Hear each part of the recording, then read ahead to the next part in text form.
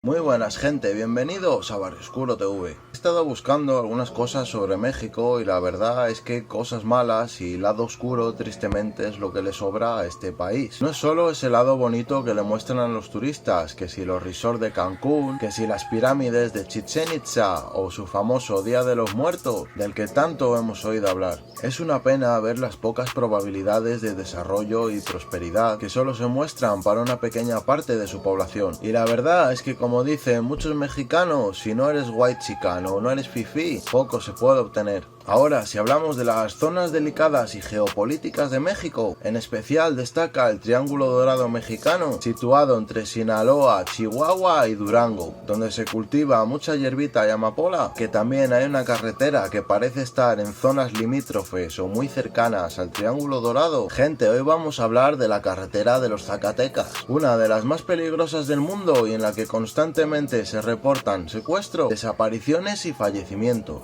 Pero, ¿por qué se producen tantos de estos infortunios aquí? ¿Quién está detrás o por qué se producen estos sucesos? Acompáñame y veámoslo.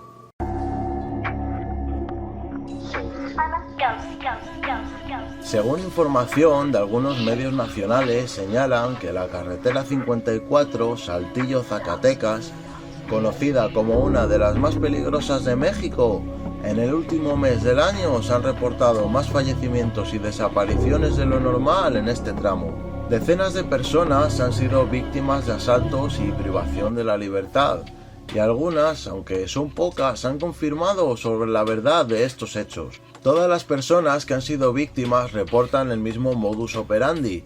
Presuntos integrantes de algún cártel del crimen organizado les hacen un señalamiento para detenerse, para después ser despojados de todas sus pertenencias y dejarlos a la orilla de la carretera. Algunos son apoyados por ejidatarios que les ayudan a regresar a Coahuila y que por proximidad parece ser el estado más cercano en cuanto a la zona donde se producen los sucesos de robos y extorsiones. Un testigo oculto en una entrevista dijo: "Se nos atravesaron como unas 3 camionetas y nos imaginamos que nos revisarían, pero se identificaron como integrantes del cártel de Jalisco y nos asustaron, nos quitaron todo lo que traíamos, hasta en la camioneta en la que transportábamos". Unos ejidatarios nos ayudaron a llegar al retén donde están los policías de Coahuila, para que estos nos ayudaran, relató la víctima del asalto.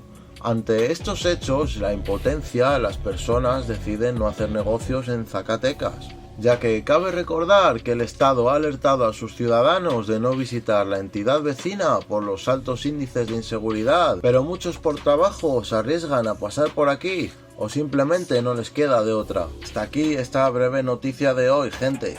Por favor, los que sois de México y que me veis, ¿podrían comentarme más al detalle sobre esto y sobre las zonas más delicadas? Como ustedes saben, mucha de esta información en internet ya se está censurando o está reservada especialmente para las agencias de 3 letras. Y viéndolo así por encima, güey, siempre que veo algo de actualidad de México, la verdad es que lo veo bastante complicado. Es que parece que las cosas están bastante mal por allá, pero lo peor de esto es que la situación parece que va a ir a peor, donde una de las pocas opciones a considerar para la mayoría es unirse a las bandas o milicias del crimen organizado, o simplemente hay quien ahorra para tener un arma debajo de la cama y así poder tener algo de tranquilidad. Gente, ¿ustedes qué saben y qué piensan sobre la situación actual de México? Muchas gracias, gente. Si les gustó el vídeo, déjenme un like, comenten, compartan, suscríbanse. Sobre todo este último me ayuda y me hace estar un paso más cerca a ver par de pesitos por aquí.